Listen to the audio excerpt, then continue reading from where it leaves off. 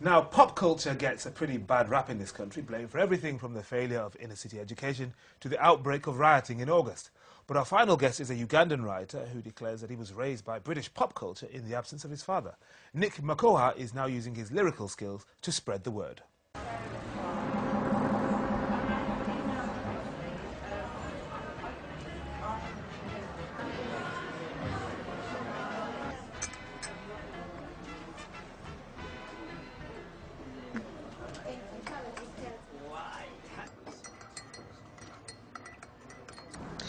It used to be enough to be my father's son, until he was gone. Neither of my two languages could reach down the phone and ask him to stay. Even when we lived in the same city, his voice only ever spoke to me about the news.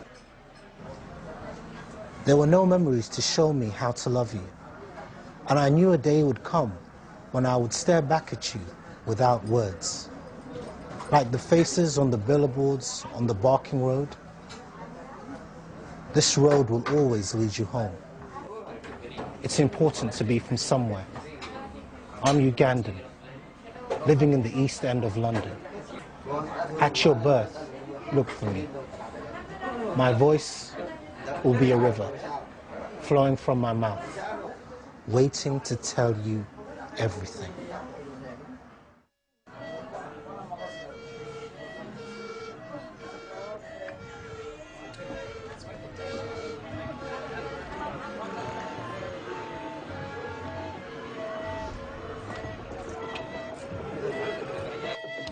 AK-47s spit like mechanical dragonflies into a Kampala night. Men tied with barbed wire hang like cows from trees, all by their genitals. Headless corpses chewed by hyenas cook on the roadside. Human blood spills from the Kisigi Hills to the throat of Lake Victoria. And the price of beer, cheaper than a loaf of bread, now that the Asians have gone. Nick Makoha, talking to his son, his unborn son, and also talking about his homeland of Uganda. Nick, welcome back to the studio. You've been here some time ago. It was about a year ago you were last here? Yeah, pleasure to be back. That first poem was very, very tender. The second one, very graphic and brutal. Yes. Is that the idea? I mean, that your range is one of both tenderness but also toughness because there's a story to tell. And what's the term that Jean-Paul Sartre, the French writer, used to use? Engagé. You're engagé. Would that be fair? Yes, it would be. I mean, I guess there's a lot. I mean, there's a lot to write about. So because I come from Uganda, it has a cocktail of things. You know, it's a beautiful country, but at the same time, it was savaged by a dictator. It was has stories of colonialization. So there's that. And then there's my roots coming to London and the softening of my, I guess, approach to life with the birth of my children, my son recently, you know, and also it's kind of this sense of growth. We're talking about the Olympics, Yes. and that sense of hope that's in the air. I'm just looking at some of the things that you have done. You know, Spoke Lab, you're a resident artist there, and the one-man show, My Father and Other Superheroes, and we chatted a bit about that, I think, last time you were here. But what does being engaged mean to you? Because I know a lot of poets, Zena is one of them as well, and you two are kind of interesting because you really do talk about what's happening outside there. You are quite political with a small p. Some other artists are not that keen to tackle some of the difficult issues. So can you explain what engagé means to you? I think it's just being tapped in. I mean, I think you can't. You know, an artist doesn't live in a vacuum. An artist is a product. Well, some artists I know do. Well, they do, but I mean, in reality, you have to engage with the world. You know, I mean, all good artists do. And I think when you talk about it, you have something to say, and the politicism doesn't come in like choosing sides. It just comes in your passion to talk about what troubles you, or what you admire, or what you're drawn to. You know, so. I mean, well, for me, I think there's the purpose of being the storyteller. I think the sense of having a sense of purpose about being the storyteller, which means you're kind of like a channel. So you absorb what's going on around you, your environment around you, and that's going to be a little bit affected by, you know, your own upbringing and what you experience, and I guess in some ways your political views. But I mean, like, I try to be as neutral as possible when I speak about, when I write my work, and just be the channel of the story with the message. And most of the time, the message is about, you know, reconnecting with humanity. Yes. You know, and upholding and affirming humanity at the end of the day. And sometimes, you know, well, occasionally, trying to educate the next generation through your own experience. I know, Nick, you do quite a bit of this in schools and youth groups. Can you explain more about that? Yeah, I mean, I think what it is language is, I think we were talking about this last time, but language is the device through which people communicate. And so a lot of times, when you talk about politicizing something, when you give a young person the ability to say how they're feeling, which a lot of times they don't, so they're going through a lot of emotional disturbance, and they can't articulate what's going on with them, and then you give them this device called poetry, where they're allowed to play with language, and they're allowed to, you know, emphasize the pain or emphasize the joy through metaphor. You know, they suddenly feel liberated. So it's kind of an emancipation of self through language. Yeah. Now, you've got an anthology here, Being Human, More Real Poems for Unreal Times. You have something else. Give us a sense of where you are at the moment now with your poetry. I mean, I'm kind of in two spaces. So one is I'm working on my one-man show. I'm actually about to just go into rehearsals with that. Yeah, well, you can rehearse here live at home. So that's good. We know what's coming next. Okay.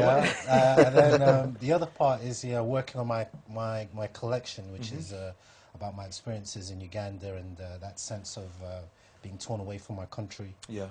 There's a lot of work going into collections, anthologies. Another anthology, which is, we're doing a tour right now, the 10 anthology. Yes.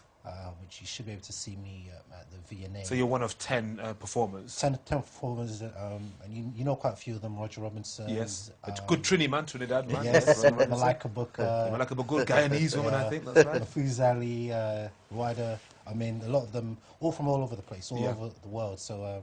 I mean, Denise Sewell, you know, so it's... Sewell, that will be Jamaican, Yes. You see? So you're going to get... You're well informed. Of course, man, obviously.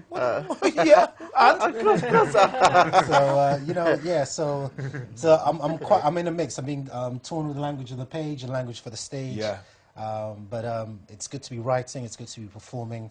Kind of taking in the steps of Zena, you know, with her. She did a great one-woman show.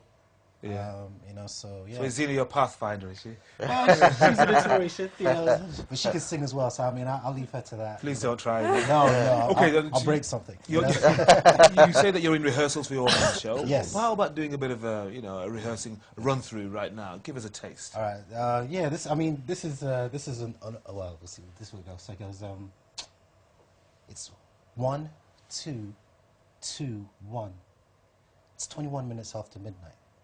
And my daughter has just been born. You know, I've been waiting for this moment. But it's like I'm driving without a license. I'm in charge, and I don't know where I'm going. And the whole world moves into this stage. It's been 9 minutes since the nurse put her into my palm, and I haven't moved from this spot. She weighs 3 bags of sugar. And my spider sense tells me to look away so she doesn't see me cry. But I can't peel my eyes away. You know, my father must have looked into my eyes this way, holding my head in his hands, caressing my hair, watching my intakes of breath, breathing in unison as we are now. Her marble eyes look at me without blinking.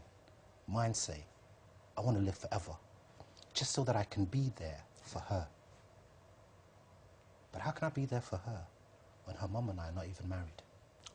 I don't even have enough money in my bank account to last a month. And I have no home of my own to take her to. Shit! I'm sorry. Your pardon is begged. Yeah. So, yeah, well, I'll leave it there. Wow, well, apart from the 4-letter word, we'll clap him. And does it go on in that vein? It goes on in that vein, yes? Well, yeah, I mean, the trigger point for this story was actually, well, it was several things. One was the birth of my daughter, and it was just this realization that I have no idea what being a father is. you know, like in the true context of it, because my father wasn't a constant figure in my life. Yeah. And then it was just the realization that all my patriarchal figures were like superheroes, action men, comics. You know, like your best friend. You're like, wow, he can shoot a basketball. I want to shoot a basketball. But the great thing now is that you have left a legacy right there, Yeah. even on this program, Yeah. for your daughter. We're going to have to wrap up, Yeah. but can you tell us where people can see you next? Yeah, so my one-man show should be ready in February. It'll be I'll be performing it at Mac in Birmingham, the Albany in London, the Contact in Manchester, and also in the Ark in Stockton. Tremendous. A mini tour, then a bigger tour later on. Brilliant. Nick Makoa, thank you very much for coming in. Pleasure. Wonderful. And that's it for Shoot the Messenger this week. Remember, you can catch our repeat broadcasts all week here on Vox Africa and watch us online at voxafrica.co.uk/STM. Plus, you can follow us on Facebook. Let's say thanks again to our guests, Nick Makoa, Lucy Patterson, Steve Bolindwa, and Zena Edwards. And, of course, you for watching. Till the same time next week. Thanks again, and goodbye.